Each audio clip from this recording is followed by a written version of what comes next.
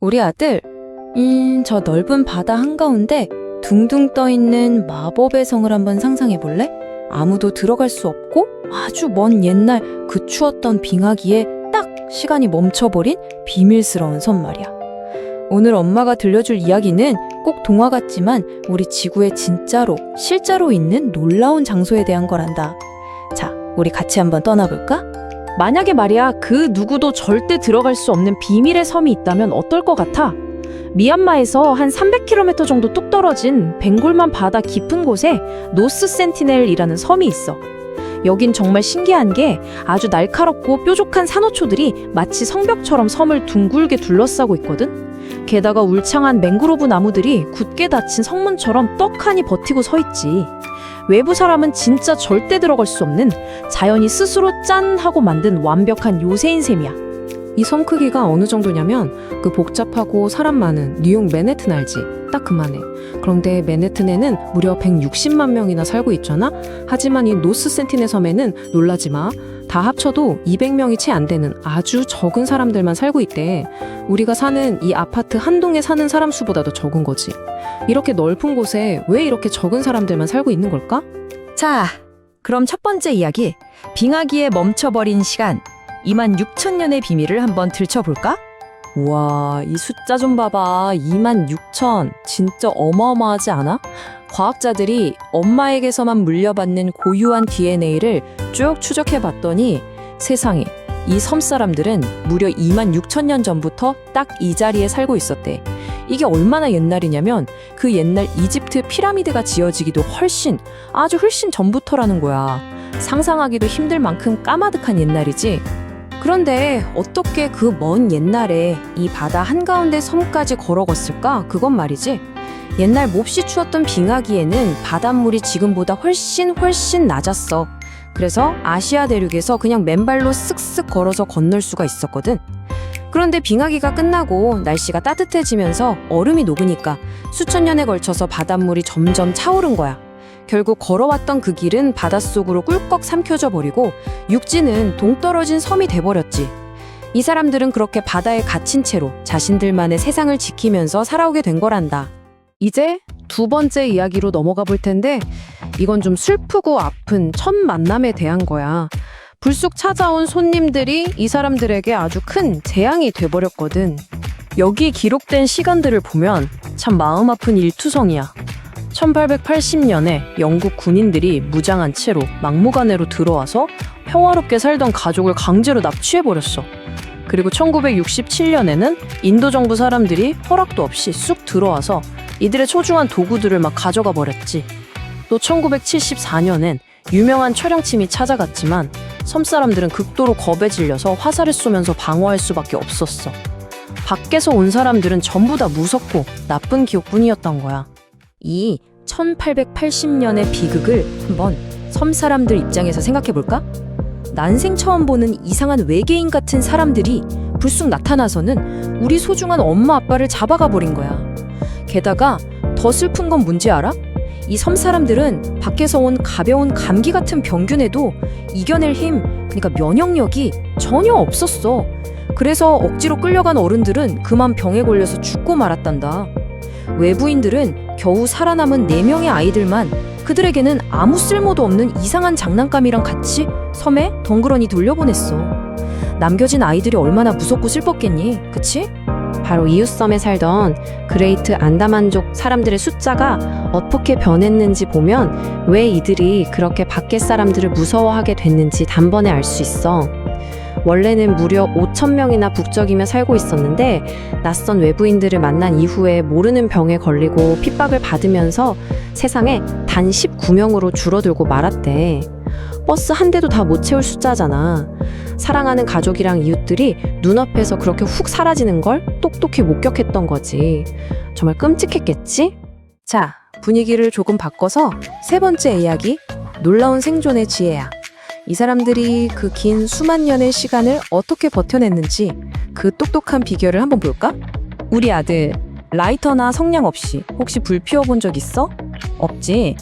이 사람들은 애초에 불을 피우는 도구 자체를 만들지 않는데 그럼 어떻게 불을 쓰냐고?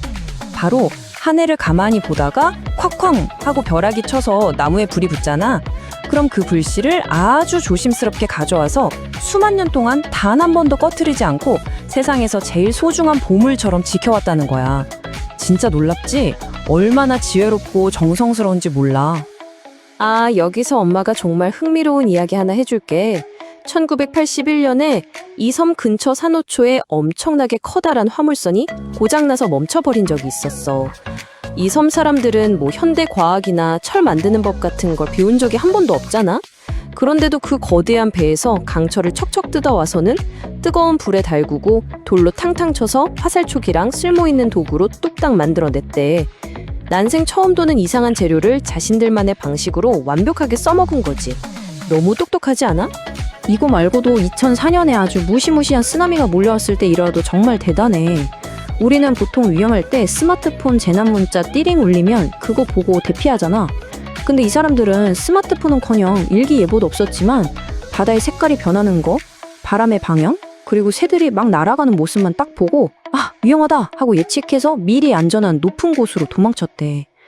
자안의 언어를 읽어내는 조상님들의 지혜가 요즘 나오는 최신 스마트폰보다 훨씬 빠르고 조막했던 셈이지. 이제 네 번째 이야기야. 이 사람들이 마음의 문을, 아니 섬의 문을 굳게 닫아버린 진짜 이유. 그냥 무서워서 피하는 게 아니라 살기 위해 아주 철저하게 만든 규칙이란다. 자, 이거 한번 볼래? 이 사람들이 무턱대고 바깥 물건은 다 싫어 하고 화내는 게 절대 아니야. 자기들이 딱 보고 이해할 수 있고 쓸모가 있겠다 싶은 코코넛이나 쇠붙이 조각 같은 건 아주 반갑게 받아들여. 하지만 꿈틀꿈틀 살아있는 돼지나 정체를 알 수 없는 플라스틱 인형같이 뭔가 낯설고 위험해 보이는 것들은 창으로 찔러서 땅에 깊이 묻어버리거나 바다에 훌쩍 버린대. 자기들의 안전한 세상을 망칠까봐 아주 논리적이고 꼼꼼하게 위험을 막아내는 거야. 다와초라는 청년의 좀 안타까운 이야기도 있어. 어릴 때 섬을 떠나게 됐던 다와초가 훗날 청년이 되어서 고향으로 돌아왔대. 해변에서 멀리서 자기 언어로 막 가족들 이름을 불렀겠지? 그런데 마을 사람들은 다와초를 반기기는커녕 막 화살을 쏘면서 쫓아냈어. 말이 안 통해서 그랬을까? 아니야. 한 번이라도 섬 밖으로 나갔다 온 사람은 우리 섬에 보이지 않는 무서운 병이나 끔찍한 재앙을 달고 올지 모른다는 그들만의 아주 엄격한 생존 규칙 때문이었어. 슬프지만 어쩔 수 없는 선택이었던 거지. 이 사람들은 낯선 사람들을 모두 합쳐서 낸이라고 부른대. 이게 무슨 뜻이냐면 혼돈과 무서운 질병을 몰고 올 수 있는 아주 위험한 존재라는 거야. 아까 그 이웃섬 사람들이 외부인들 때문에 어떻게 쓰러져 갔는지 그 참혹한 기억을 떠올려 보면 밖에서 온 사람들을 전부 다 낸이라고 정해두고 무조건 멀리하려는 이 사람들의 행동이 사실 너무나 합리적이고 당연한 거라는 걸 우리도 이해할 수 있을 거야. 그런데도 밖에 사람들은 자꾸만 이 섬의 문을 억지로 쾅쾅 두드렸어. 2006년에는 길을 잃은 어부들이, 2018년에는 한 선교사가, 그리고 아주 최근에는 인터넷에 올릴 영상을 찍으려고 몰래 들어갔던 유튜버까지. 하지 말라는 규칙을 무시하고 들어갔다가 정말 슬프고 돌이킬 수 없는 일들을 겪었지. 섬 사람들 입장에서 생각해보면 그저 내 소중한 가족과 보금자리를 다 박살낼지도 모르는 무서운 침입자들로부터 너무너무 두려워서 필사적으로 집을 지켜낸 것뿐인데 말이야. 안 그래?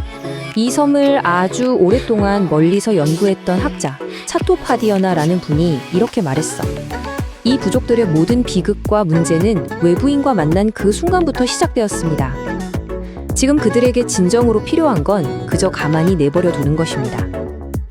그래, 우리가 이 섬 사람들에게 보여줄 수 있는 가장 큰 사랑과 예의는 억지로 그 울타리를 넘으려고 하지 않고 그들이 정한 선을 조용히 존중해주는 거 아닐까?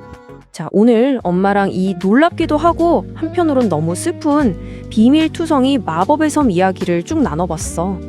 우리 아들은 이 이야기 들으면서 무슨 생각이 들었어? 이 신비로운 마법의 성이 영원히 지금처럼 고요하게 지켜지도록 우리가 그냥 모른 척 내버려 두는 게 맞을까? 아니면 언젠가는 다시 조심스럽게 똑똑 문을 두드려 봐야 하는 걸까? 오늘 밤엔 그 26,000년의 기나긴 시간을 고스란히 품고 타오르는 이 섬의 따뜻한 불씨를 한번 떠올리면서 같이 곰곰이 생각해보자. 알겠지? 오늘 엄마가 들려주는 이야기는 여기까지란다.